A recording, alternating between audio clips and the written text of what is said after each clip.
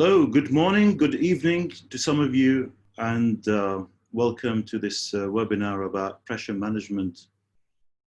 I am one to believe that pressure management is a topic that is always too little to talk about. I mean, we always need more about pressure management in whether as conceptually or in application.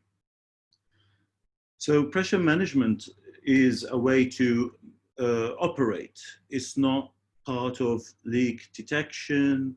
It's not part of what many people unfortunately think about water loss management, which is maintenance, inspection, treatment, maintenance management system. So pressure management is on the side of operation. We need to prevent leakage, and we need to monitor for network conditions that will indicate leakage for us to make assessments or to detect them sometimes before maintenance. And it's not only good for reducing leakage. Of course, this is our main concern in the water loss specialist group, but it's also very important to improve supply, especially in some of the networks that are very old, urban as well as rural networks. They would greatly benefit from improvement in supply, as well as networks that have high amounts of illegal use. So the more we regulate the pressure, we are curbing illegal use for some of those people with very high pressures while stealing precious water and reducing customer satisfaction at the same time.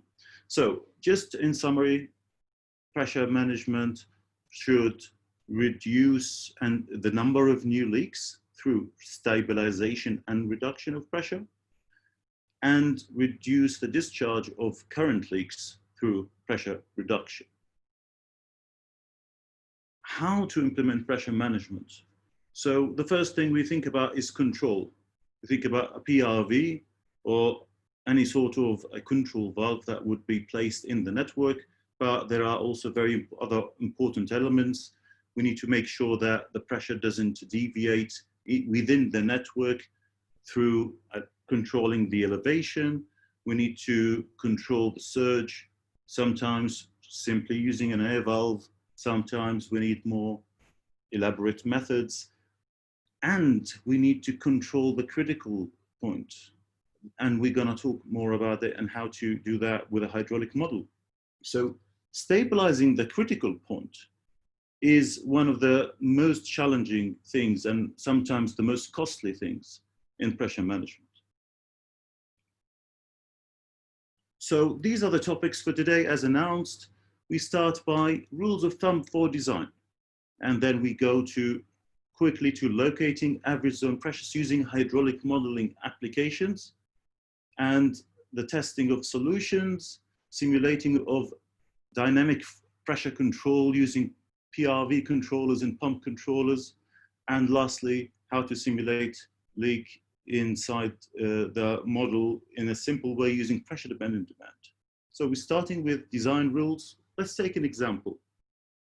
Here's a network with some characteristics. We have a mixed sizing of pipes.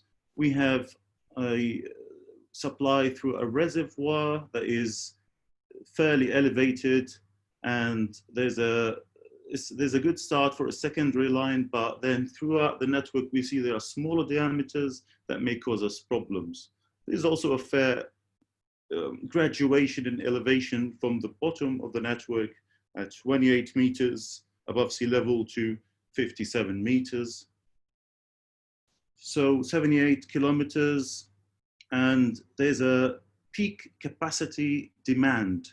This is theoretically calculated at 650 cubic meters per hour. That is not yet currently there, but could be expected with the increase in the number of the population and their demand.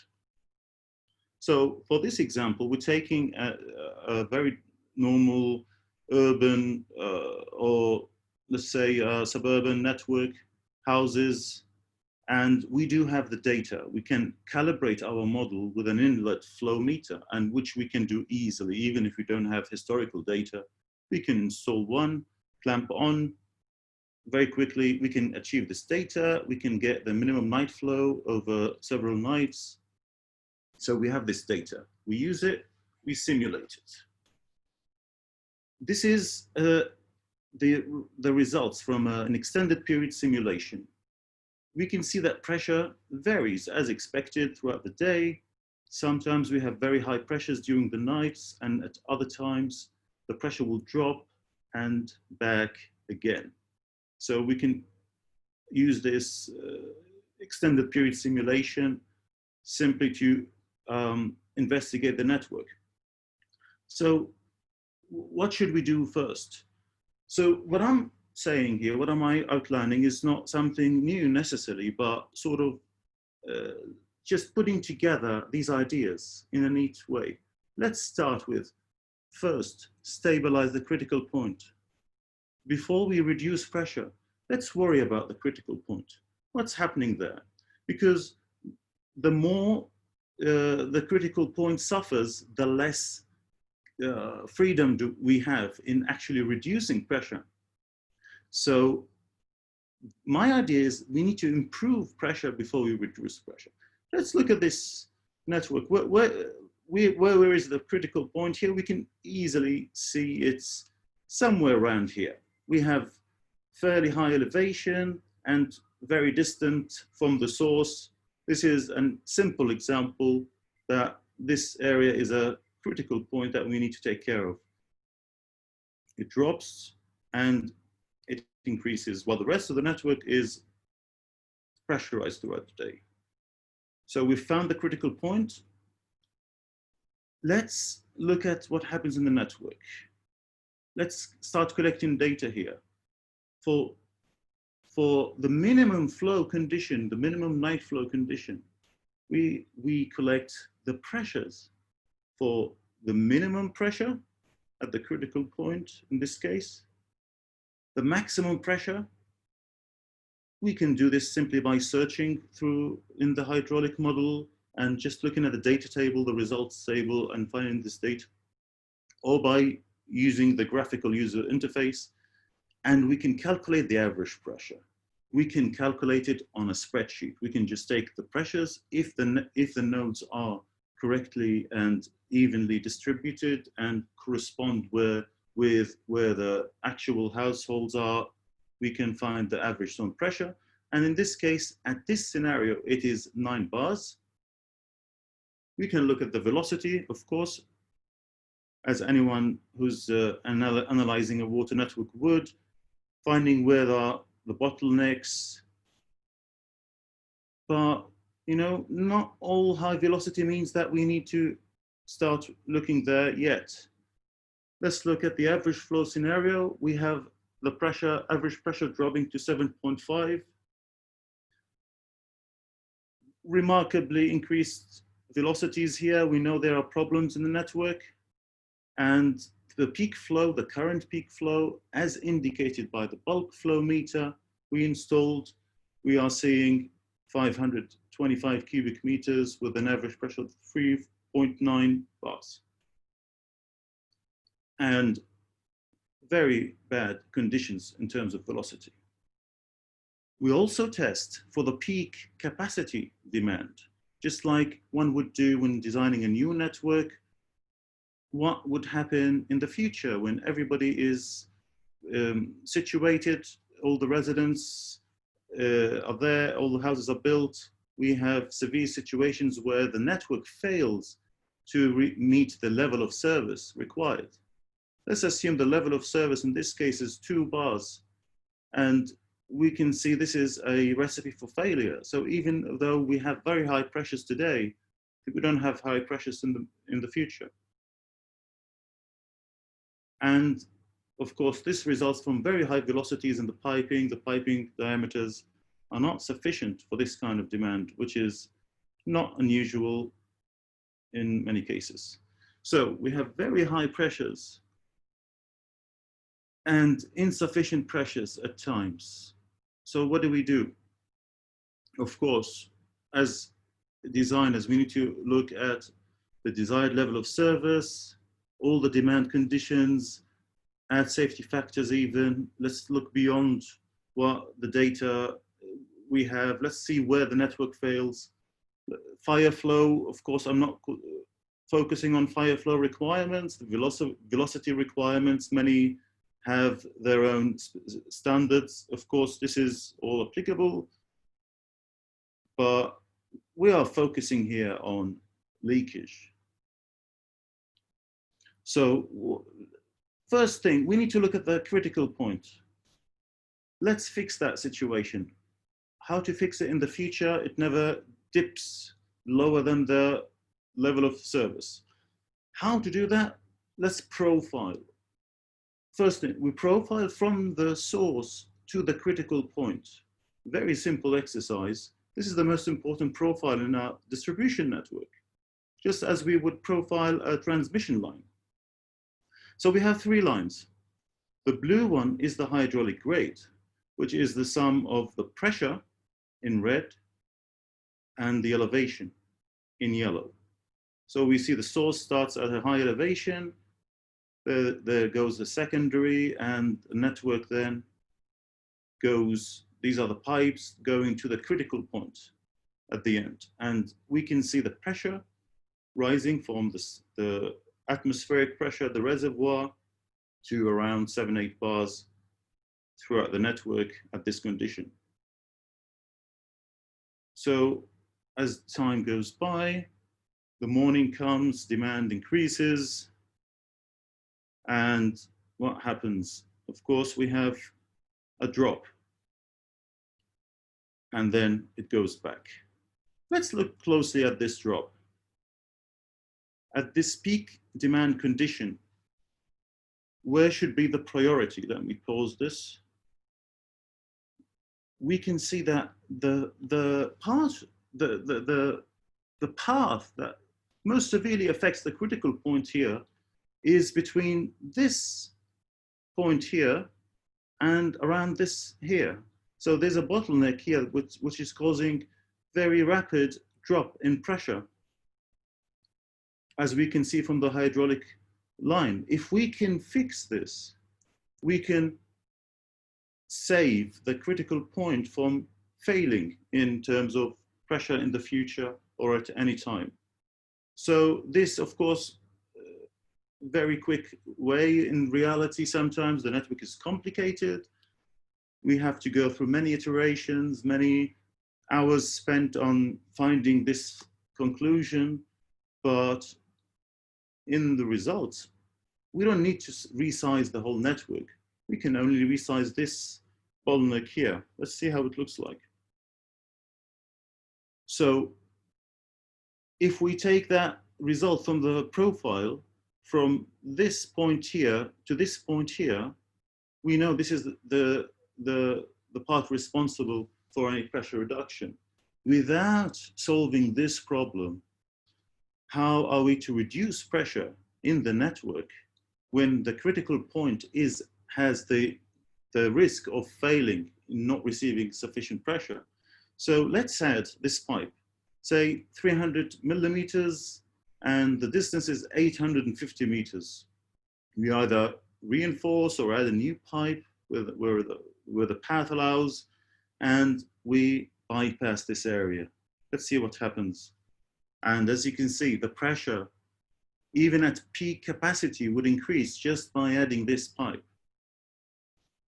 Let's see what can be, how can this be translated into the hydraulic grade line? Running the same demand scenarios just by adding one pipe that we have identified by profiling the critical point, we can see that the critical point is maintained at very good pressures throughout this time. Now we can proceed to reduce pressure. Now there's no worry about pressure drop, because even if we reduce pressure at the start here to say 3 bars, we know that the critical point would receive 3 bars. Without this pipe, we cannot just install a PRV.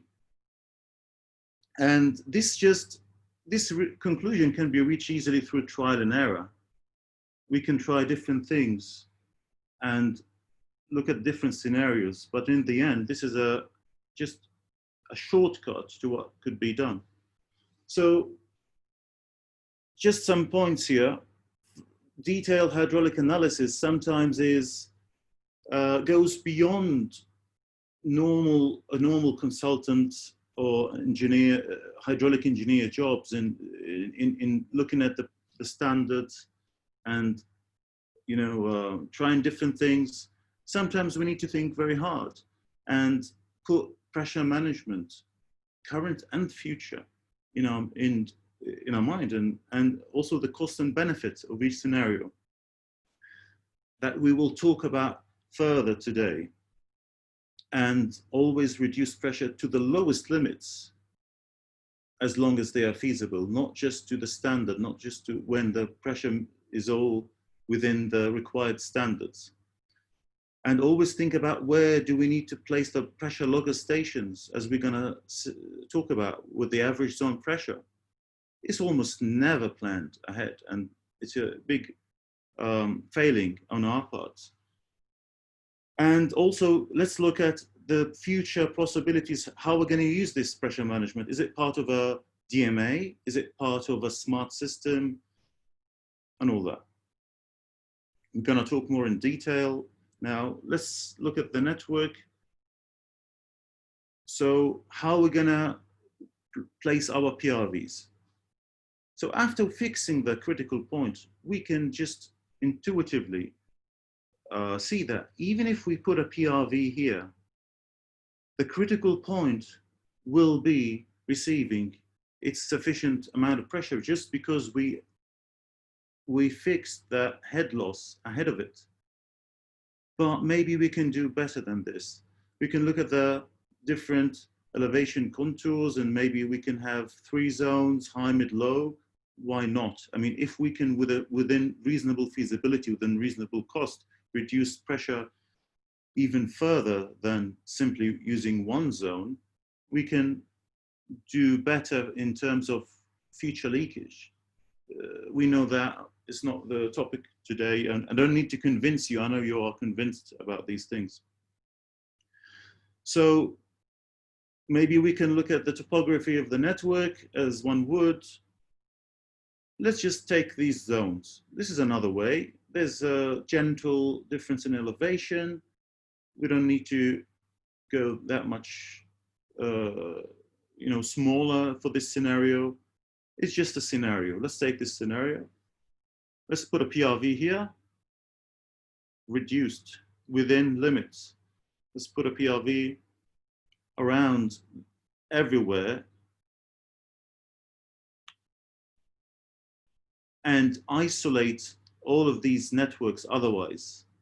How are we going to make sure that these PRVs will perform in these locations? Simply by looking at each one as a network of its own. How is the path from the PRV to the critical point of each one of those zones? How is it supported? Does it have enough size of piping? Does it have high pressure losses where we need to reinforce it? So by using some of the existing part of the network as a secondary line now and putting these PRVs, we can find the results and recalculate our pressures. And it will probably not fail. As long as we are taking care of the critical point, we can reduce pressure, and then we can test on the model how little pressure can we go by at it for all demand scenarios, while maintaining the level of service throughout the entire network. And I cannot stress that any more strongly, that taking care of the critical point should make pressure reduction much easier. So at different flow situations, at the peak demand, everything is within limits, at the minimum demand conditions, at the average flow, and we can start tracking these different pressures. So for each zone, there's gonna be a minimum, average, max for each different demand conditions. But this is just too much. How to do this better? We will talk about this in the next part about how to calculate the average zone pressure and track their performance. So let's refocus on this part. This is all about the design. Let's be bold. Let's add some new specifications. Let's add more strict specifications in the future projects. For example, let's specify the critical point within shall not exceed the level of service at the maximum demand conditions. Let's maybe specify that the maximum allowed pressure in any controlled zone should not exceed 2 bars above the level of service. Maybe 3 bars. It depends on how flat the area is. You know your own networks, you know the client's networks. Everybody has a different financial and feasibility situation. Of course, the velocity should not exceed, if there's no specification about velocity, let's not go very low. Doesn't have to be unless it's the critical point. And also maybe we can add a specification about, let's make sure that the critical point at all demand scenarios does not range more than 1 bar. Meaning if we at the highest demand could set the critical point to say 3 bars, this is our level of service. Even at static pressure, it shouldn't be more than 4, maybe 4.5. Let's keep the critical point within this range. If you just think about this and reinforcing the critical point, stabilizing the critical point, our job will become much easier otherwise. Just to reiterate, always supply close to the source, not farther from the source, because we are saving head loss here. So, and always supply from high elevation, not from low elevation. So we prevent air problems, we improve the efficiency of PRVs. If we test, I didn't prepare an example here, but if we test the same zone with a PRV from a high point and low point, and we run it and calculate the average zone pressure of all times throughout the day, throughout all demand situations, it's always more feasible. It's always lower pressure to have the PRV at a higher elevation. We protect from surges and water hammering when needed and as needed. And always push the PRV closer to the network, not to the source, if possible. If we have a long pipe and here, this is their network, let's not put the PRV over here. Let's get it as close as possible to the entry zone. Why? First, it becomes easier to control the PRV at the right range of pressures when we are close to the entry of the network, because this area could be higher. For example, we cannot set the PRV correctly, but most importantly, we don't want the head loss. We need to reduce the head loss from the PRV to the critical point as much as possible. So the farther the PRV is from the network, the more head loss it has, and meaning that between day and night, there will be a very high variation in pressure at the critical point. We can also look at the network if there's a problem with the critical point, if it jumps up and down in pressure at different demand conditions, we can reinforce the tertiary network, reaching to the critical points. We don't have to reinforce the whole network. This is the most important part. This is the most financially feasible part. Of course, if you have a bigger budget, you can reinforce everything. You can replace the whole network. But if we have a limited budget, this is the part that is the most bang for buck. between the PRV and the critical point and supply towards gravity down to the sub areas or the other tertiary lines if possible. And then we can avoid additional looping. You know, sometimes some cities, especially in America, for example, you have a massive grid networks with looping and all these things made for fire flow and circulation regulations. After following these and meeting these regulations, we don't need this additional looping. We don't need to increase the length of the network, because more length meaning more possibility for leakage. And we can use this budget to actually build the chambers, to reinforce the critical point. If we are limited with budget, we can focus on what really matters. And also, even if there is no plans, there's no budget currently, always find opportunities for future subzoning. Maybe you can supply these networks in a way that can be divided into future DMAs or sub-DMAs if you make certain design choices. If that doesn't cost more money, it's always better to allow this, because in the future, you can easily just build a chamber without actually restructuring the entire network.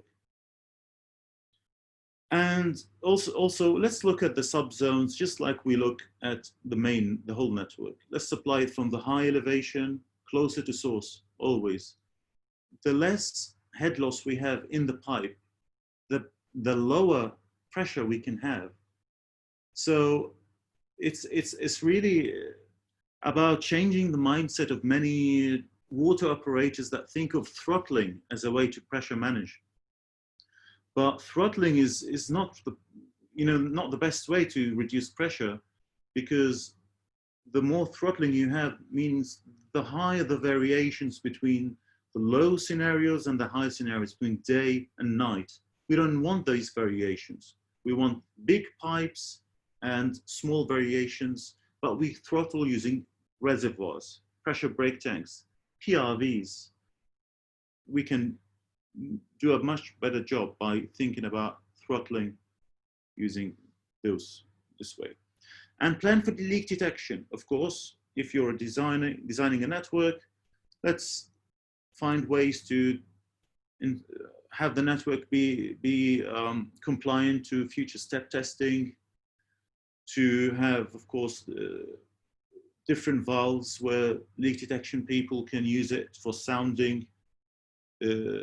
Just let's consider that, because they're going to be leakage. Even with very excellent pressure reduction, there's going to be leakage in the future.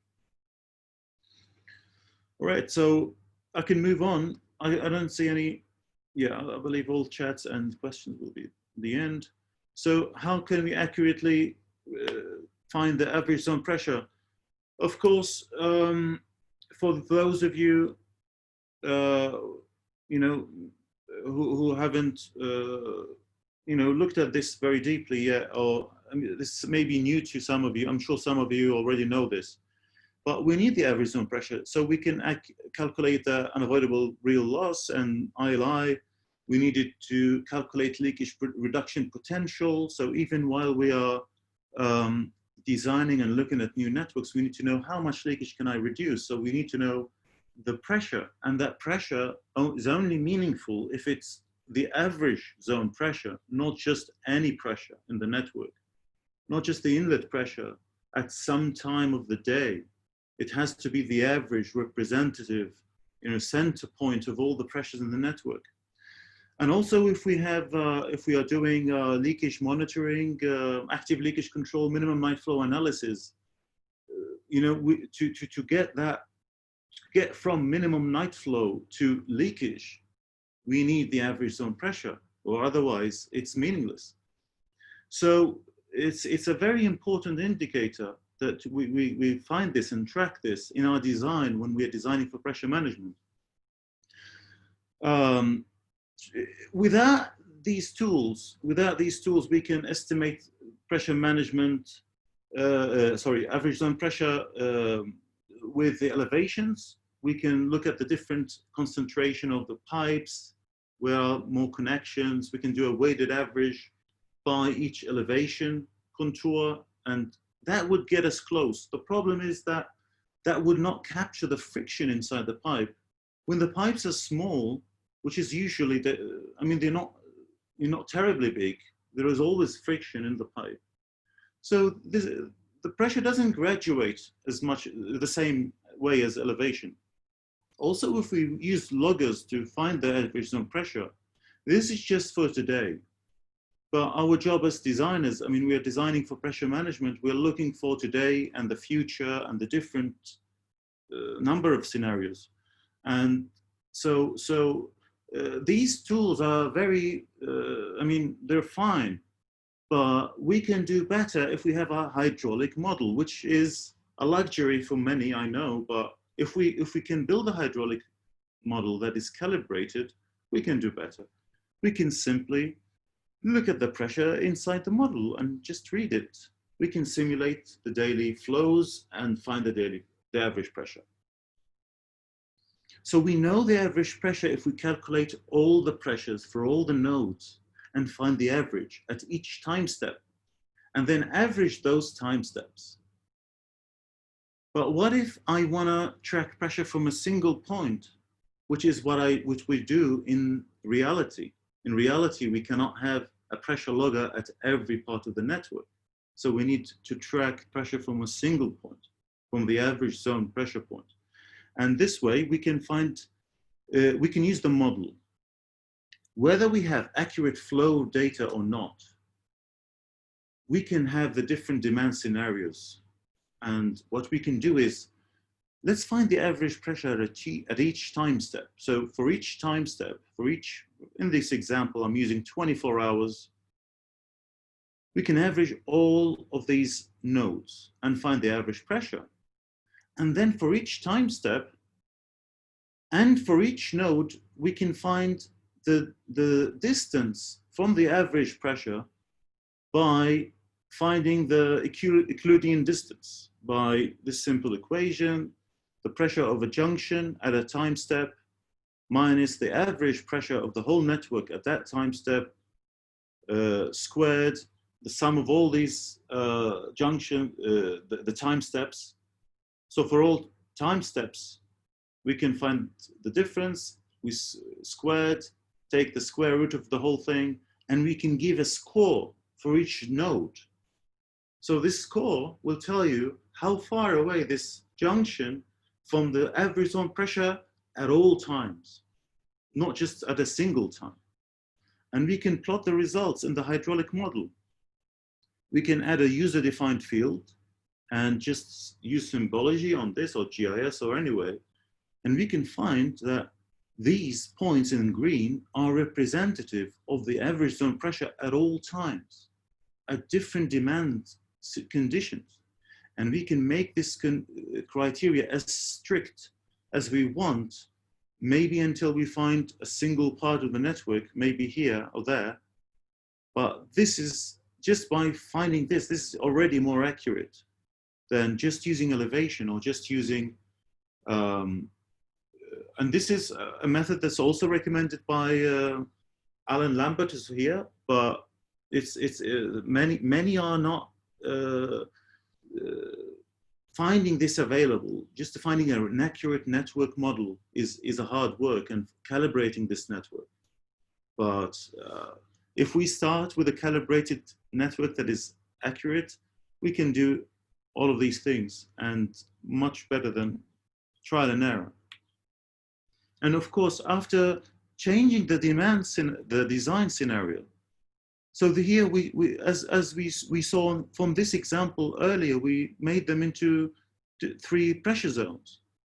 So for each pressure zone, we can find also in the same way, by running this extended period simulation of different scenarios and finding the distance of each node from the average pressure of the whole subnetwork, we can find for each one, for each subzone, where is the average pressure. So if we measure it here or there, according to these results, it's going to be the same result, whether the flow is high or the flow is low. for all the demand scenarios. So this is the way it depends on an equation. When you have many nodes, it's hard to manually click on each one and find the average. We need a way to sort of visualize and make it more dynamic. And hydraulic modeling softwares usually allow this, that you can put back your own data that you calculate outside, for externally, and visualize it and use it. But once we change this design, this data is no longer valid. We have to recalculate. So wouldn't it be nice if hydraulic modeling applications took this into consideration and made it a feature where you can look for the average pressure automatically? That would be nice, but until then, we can do this.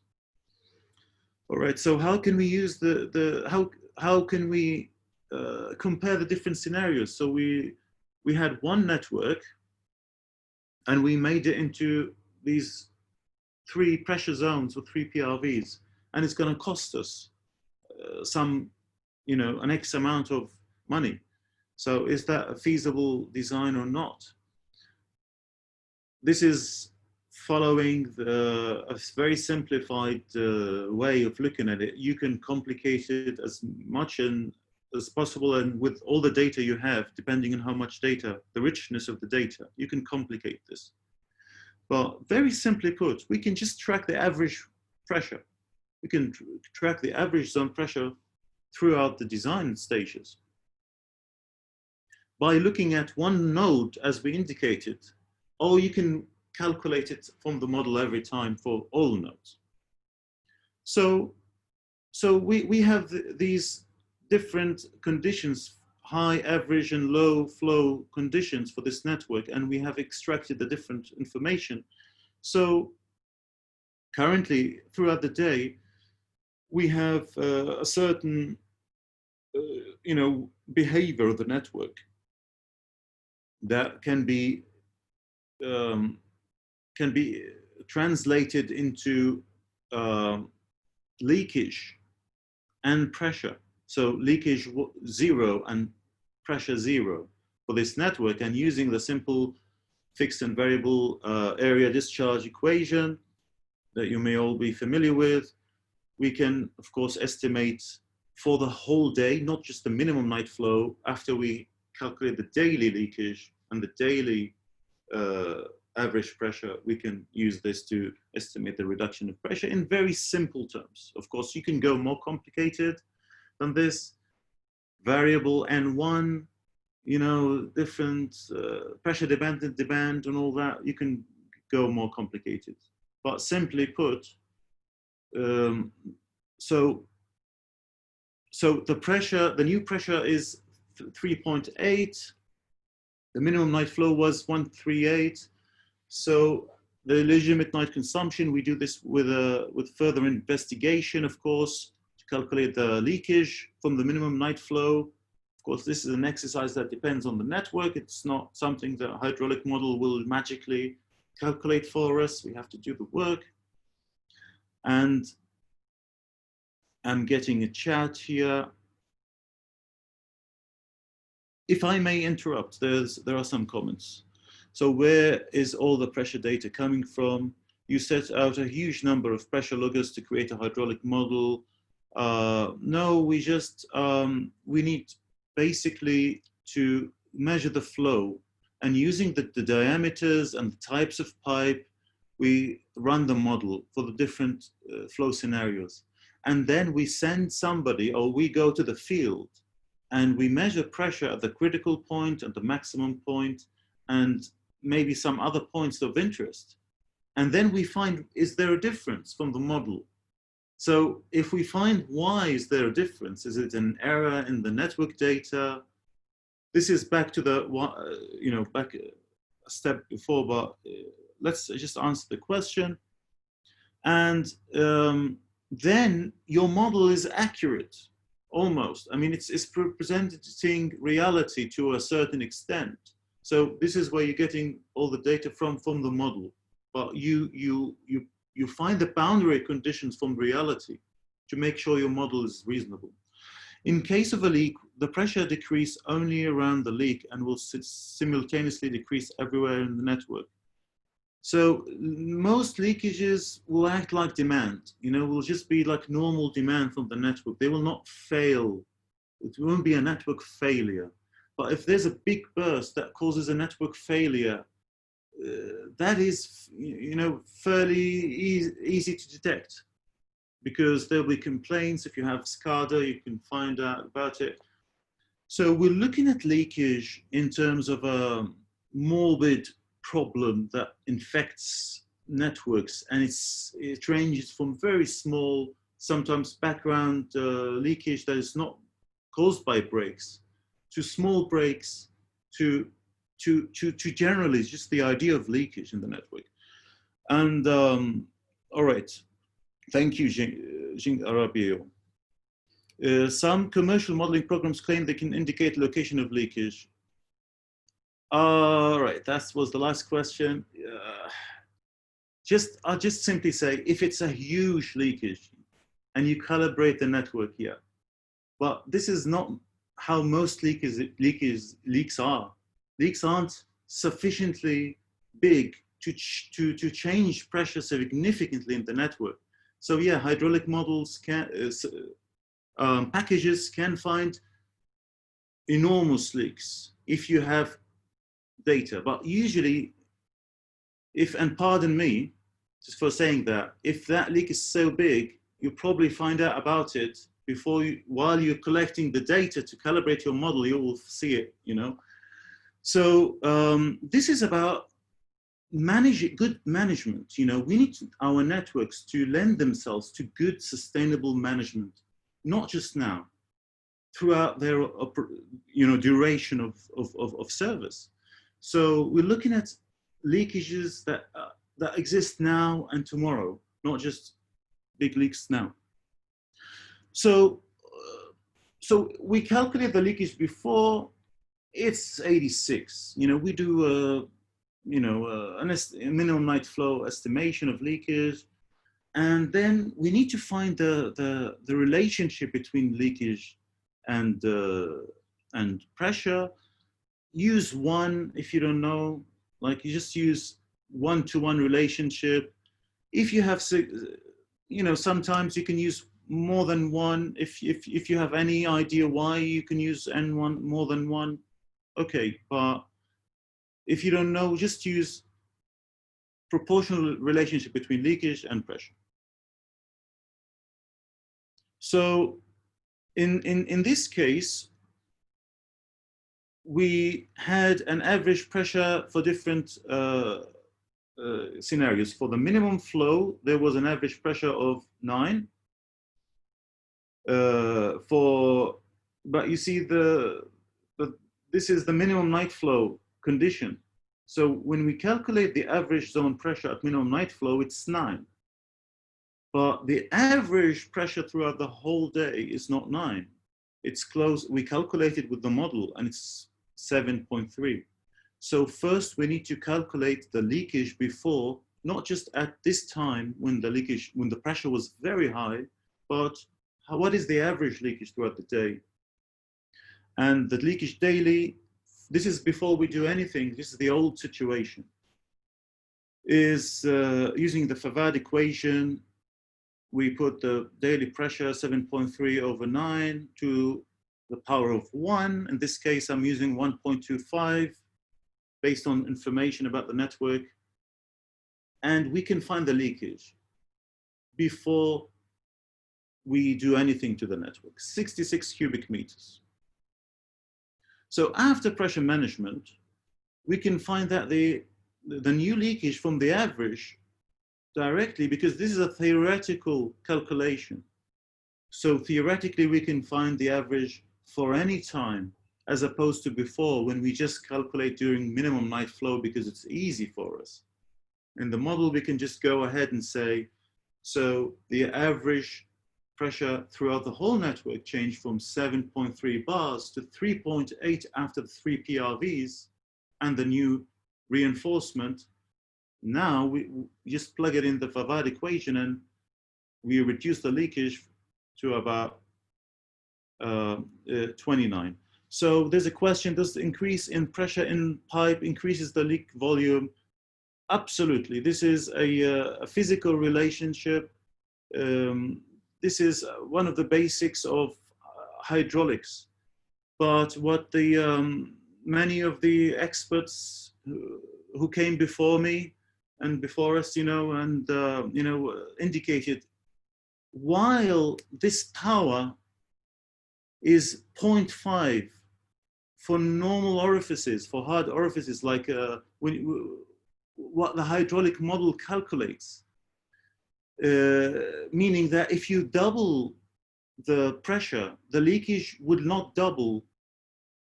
The flow will not double. It will go by 1.4, which is square root of double, square root of 2. While that is normal for hydraulic equations, for most leaks, they don't act like that. They actually accelerate with pressure. Sometimes they double equally with leakage, sometimes they go with the power of 1.5. So yes, flow will increase with pressure, but leakage usually increases faster than normal flows with pressure. It's very sensitive to pressure. So using this equation, that you should know, the Favad equation, we just plug in the pressure before and after. This is the simplest way of estimating this. There are more complicated ways under development now. So 66 before became 29 now. So if we just do a simple calculation, let's assume this is an ongoing leakage. So over the whole year, we are losing additional 300,000 cubic meters that we don't need to lose. So this is the opportunity cost. And we can say that maybe with a project that cost us a new ductile iron pipe with, say, $200,000, some 3 cheap PRV chambers, $45,000. This is the cost. We are paying back by reducing leakage. Let's say leakage costs us $0.50 per cubic meter. We are paying back for this pressure reduction in 1.5 years, more or less. There's a question, what maximum head loss gradient for distribution network modeling? It depends on your personal specifications. I use velocity. You can say 10 meters per kilometer, but you can also use like a velocity of 1 meter per second will give you a good gradient. But if you have a problem with funding, if you have a limited budget, I would reduce velocity towards the critical point most of all, and use the additional money saved to buy pressure chambers and put them in the average zone pressure that nobody does. So you will be already 10 steps ahead of every other design. But yeah, you can reduce it to 1 meter per second velocity or equivalent head loss. Do you calibrate your hydraulic model, including leakage, using pressure-dependent demand analysis? I will give an example. I will describe this by the end of this webinar. But I will give some caveats then. It's not very, we cannot easily do it to simulate the change in leakage and be confident and happy about it. You need to think about it carefully. We'll discuss this, if I may, at the end. So let's talk about time-based, flow-based, and set point-based PRV and pump control. So we said we are spending a lot of money to stabilize the critical point, which will allow us to fix the problems so we can reduce the pressure. Sometimes we cannot. Sometimes we can say, let's use a PRV controller. Maybe at night, the head loss is not very high between the PRV and the critical point. So during the day, we will just increase the PRV automatically using a controller. So we have different ways of modeling this. So if you have a modeling experience, this will be very relevant to you. If a model will allow us to use a PRV, just like a normal PRV, and it will act um, more ideally, but more or less like a normal PRV, and same with a pump. But if you want to do something more complicated, let's say I want to simulate a PRV that has a day-night setting. What can I do? So most simply, you can use two scenarios. You can use a day scenario and a night scenario. And if you have an extended period simulation, you can use the different flow profile from before and after. But also I'm using water gems here. You can use time condition controls, as we're gonna see. So you can within the model, tell the PRV, after this time, your setting is gonna be 3 bars. And before that, it's gonna be 4 bars. And the PRV will behave like that in the extended period simulation. But this is not the most interesting part. The most interesting part is pressure set point. So we have a different demand condition that is changing the pressure and the head loss within the network. But we need to use the PRV to maintain that set point at that critical point. How to do that? Unfortunately, we need to use, the best way I can find is to use a pump. So we can use a pump in place of a PRV in this case. And the same with a flow-based control. So we can simulate a flow-based control using a pattern that, because we know the flows, we can calculate it and reverse engineer it into a different pattern for the PRV to act, which is what we do in reality. Or we can just maybe request it, give us the translation table between flow to set point, because somebody is setting up a flow-based control PRV. So you can use this model to provide them that table. We're gonna see how. So for the set point, time-based control, you can use controls. This is a standard option for most dynamic components on the model, where you can say, if clock is at this time, then set the PRV to this. And then you can run your scenario and it will act just like it would in reality. For the pressure set point, this is more interesting. So if we just install a pump in the place of the PRV, and we define the pump to provide very high pressures and flows. Let's just say high compared to anything in the model. It doesn't matter how high. It just should be higher than any condition that could exist. And then we set it to variable speed, and we set it to a control node, and we can set then the pressure. Then that pump would act like a PRV, meaning it will pretend as if the network is already supplied with sufficient energy, water energy, meaning that we need first to ensure that the pump or the PRV is reducing pressure at every time of the day. Because the pump will add pressure. If our network doesn't have pressure, the pump will just give you pressure more like a reservoir. So first we need to ensure we go by the steps. We support and reinforce the critical point. We make sure that the pressure is meeting the level of service throughout the simulation. Then we can put a pump instead of the PRV and set it to be controlled by the pressure point. And I'm going to show you now an example of how that looks like. The flow-based control, I mean, we can track the flow coming here, and by using the same set point as before, we can use it as a variable speed control, which is just a trick to the model. If anybody's confused, I apologize. There's no variable speed drive involved here, just we can tell the model it is a variable speed drive, and it will act like a PRV controller.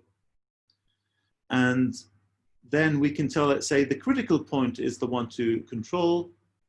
Give us the set points. We can get the set points from the model for the different time steps, and then use them as a pattern here and say, let's use it as a flow base now by using a pattern that we extracted from the pressure based.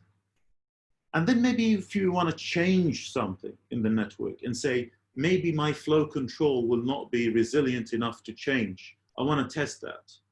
Usually with smart controllers using flow-based control, they are also using a pressure-based control, so you don't need to do that.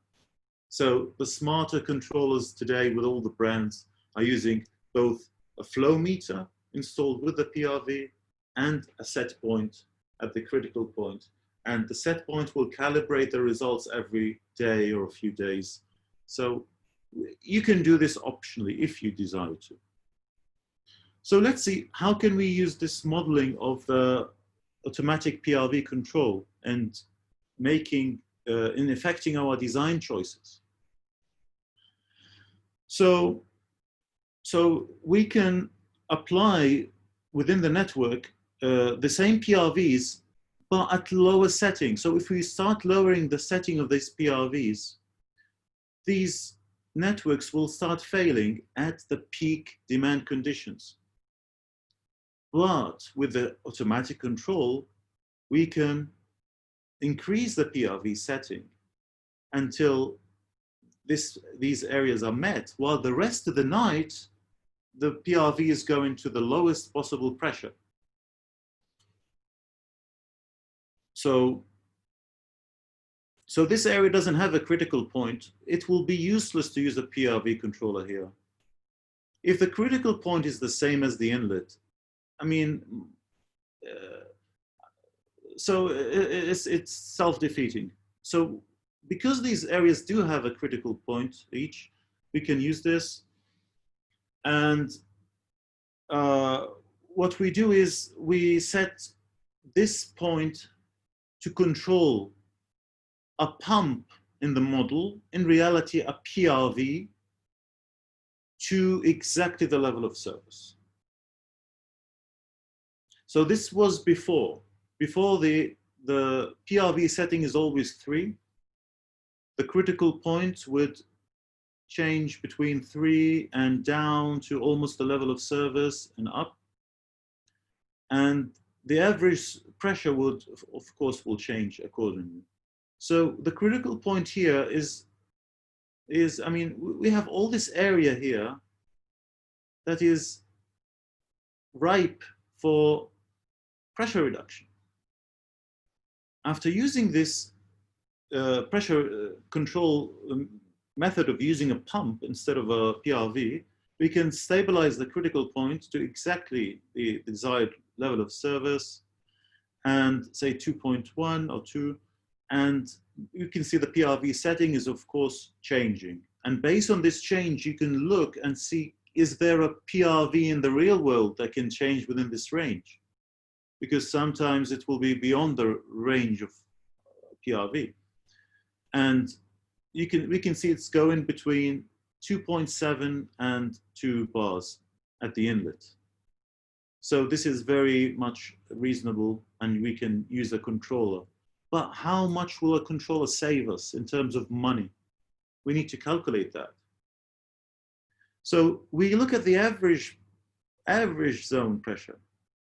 So we're tracking the average zone pressure that we identified, and we find the difference in pressure. And we find that the average pressure now is 2.7. And using only that, with the assuming we already have a water balance, minimum night flow analysis, we know the leakage. We have certain indication about the leakage, approximately. We can find that this design, compared with the steady set point PRV, which reduced the average pressure to 3.5, is giving us a very good reduction of 28% in leakage. So we can convert that into money. Of course, with the other zone as well, we could reduce the same method to 31% of the theoretical leakage. And we can find that we are saving about $100,000 a year, almost, better with this method by simple tweaking of the PRV. Of course, this is just an example. For each network, will be a different result. And we have a shorter payback, even with a higher cost. So let's say the control system is 25,000 for the 2 areas. So we can have shorter payback, meaning that a more efficient system. And we can do all of that in the hydraulic model. For the last topic, which is the pressure-dependent demand. So you probably, some of you have identified a problem in the previous examination. So all of this analysis is based on a flow that is constant. But we are saying we reduce the leakage. But with if the demand, if the flow going to the network is not reduced, are we truly simulating a reduction of leakage inside this hydraulic model, especially if the leakage is significantly large? So how can we simulate that even more accurately? So there's one way to do it through using pressure-dependent demand. So this is an example. What I did here is I put the exact same amount of leakage on all these points. You could add leakage to all points if you want, but in this case, I added special nodes, and these are leakage nodes. And each one was given 0.5 cubic meters per hour, because assuming that at 5 bars, this is the average leak, but it doesn't matter really, as long as you can calibrate it to amount to the whole leakage after you run the model. So you can add an amount of leakage with a certain number of nodes and then tweak that with trial and error, as we're going to see. But then we told the model that this is a pressure-dependent demand, yes, but only applies to the leak nodes. And in this case, we need to change the power function for the pressure-dependent demand depending on our N1.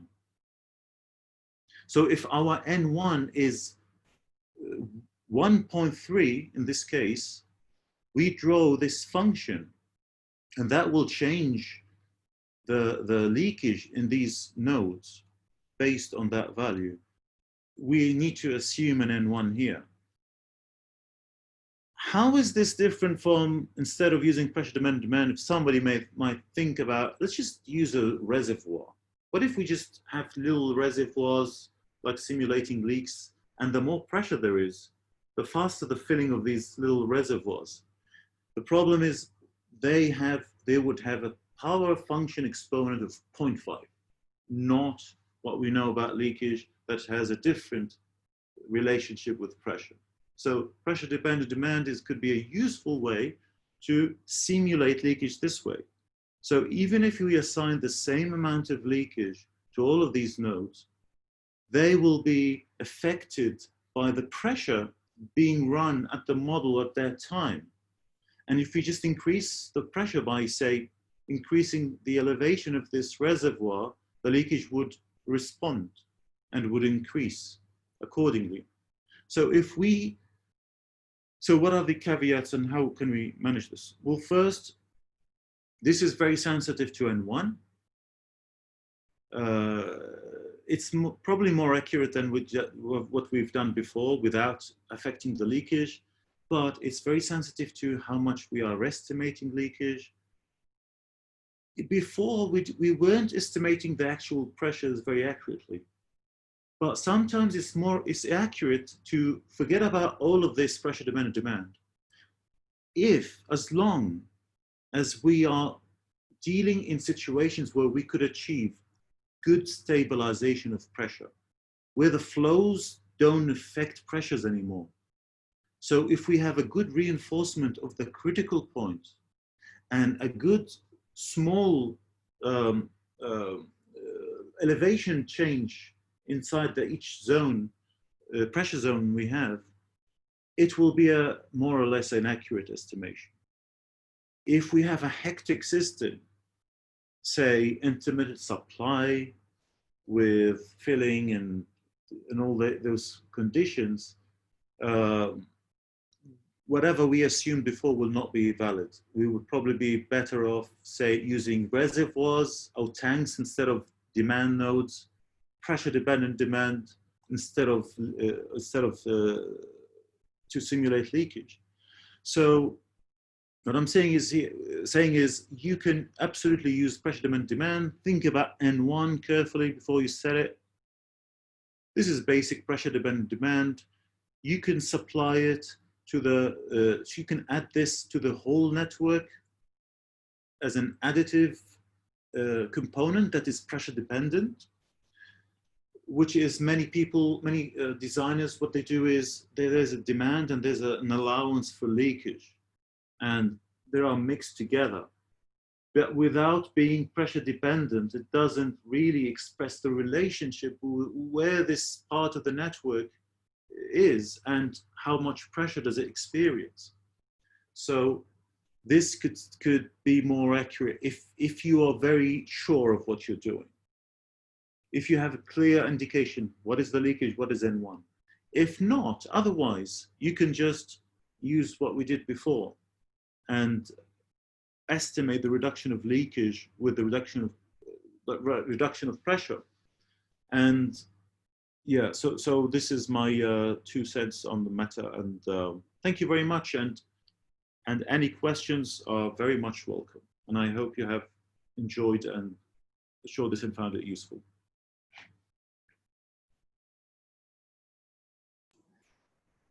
I think, thank you very much, Mohammed. I think we have one more question already, but if anyone else wants to send in their questions via the chat function, then please go ahead. So there's a question here. All right. Can we use tanks as substitute for PRV for reducing pressure in the system, or is it not economical? It's definitely a very important question. If you have already a piece of land, if it is economical for you, I mean, if you can do it. But I think the biggest factor is, will anybody go maintain the PRV after it is installed? And if you're dealing with a utility where maintenance is not a very strong part of the utility, it's probably safer to use a tank, because even though it does need maintenance and it can overflow, it will still always break the pressure. The PRV may get broken, somebody will bypass it, and there's no more pressure reduction anymore. So I think it's not about feasibility as much as about, usually PRV is always mostly cheaper, but you think about maybe a PRV will not be practical. Thank you, Johannes. Christopher, what is your opinion on using optimization techniques to better improve the trial and error activities? So I am assuming this is about built-in solvers. Thank you, Kate. Thank you, Ignacio. So I'm assuming you're using built-in solvers. I am wary of using solvers because well, first, there is no substitute of having a deep knowledge of the network and being mindful of every change and actually doing this in a more of like an artist and actually exploring the differences. If you have the data, if you're using like cost data of different sizes and all that, and you're sure of what you're doing, sure. But I wouldn't recommend it as a first thing to think about. Yeah. So same question about do PRVs work in intermittent supply? Very good question. Usually I've never seen them work well. They theoretically do work, but Sometimes you need to sustain pressure before in the high areas. Sometimes people bypass them because the pressure drop, they need a special kind of PRV that may not be able to obtain or use. So if you use secondary lines that are separate for each PRV, then it's much better for using PRVs. Just with good ventilation, good straining, it's better to, you need to think about all that. Thank you, everybody. And what advantage of DMA for pressure management? Let's say a DMA for pressure management. I'm going to answer that literally, Mahmoud. If you're calculating the effect on non-revenue water using DMA information, you're more confident about your pressure management. So yes, knowledge and monitoring of flows and billing is very important to know you're doing good pressure management. So usually it's good to use them together. Thank you. Fata, Nieva, Christopher, Derek. We perform pressure management solution at Infometrics, Inflowmatics using this kind of logic equivalent network in real time using Cloud. All right, excellent. John, hello from Santa Maria. Okay, thank you, John. Ariel, thank you. Judy, Kim.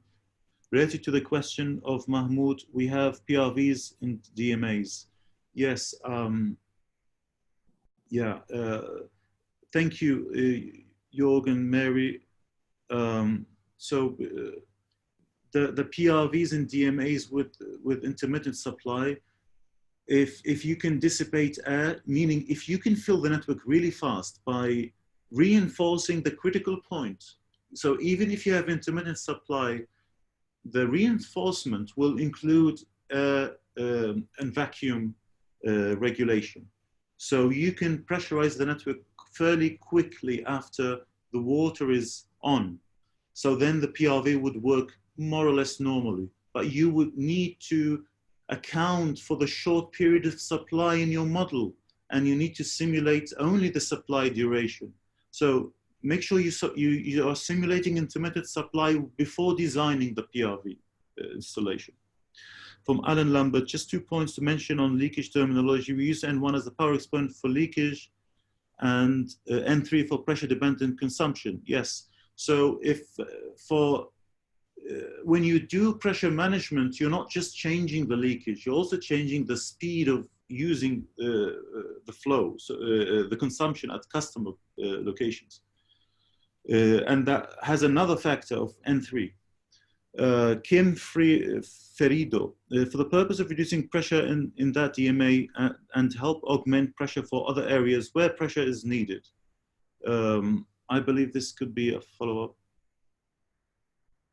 Kim, related to question. Oh yeah. Yeah, I think I might have answered that. Thank you, Manzoor. Hendy, do PRVs work in multi-input system? Yes. If you have multi-input system, I would recommend in looking at automatic PRV controllers because it's hard to manually manage them. You know, unless you have SCADA, you have people looking after them, it's going to be tricky. Kim Fredo, related to the question, yes, thank you, excellent. Sharon Aminov, what is the advantage of using a pump upon dynamic PRV? It is because the model, the application, the software allows to set the output of the pump in a way that always meets a certain pressure at a certain point, which is exactly what a PRV controller does. Fixed point PRV controllers when the logger is in the critical point. So using a pump is a way to trick the model. That's it. So if the model allows us to set a PRV in a dynamic way, so that the pressure is always a certain amount, which does if you have like a million control condition.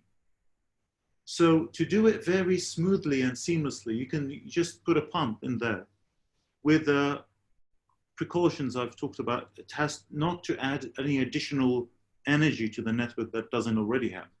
It should provide less pressure than before, meaning the pump is not really a pump. It's just a way to tell the model we have a PRV controller.